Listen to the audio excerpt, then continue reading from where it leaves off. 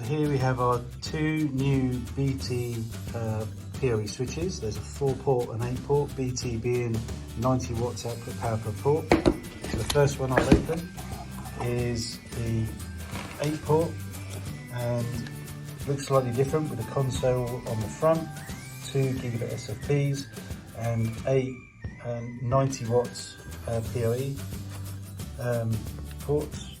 Over here you have your dual DC inputs, but also an alarm contactor as well, so you can trigger out somewhere. You have there's a user manual and also the console cable. For the 4-port version, it should be identical, but with only 4 ports.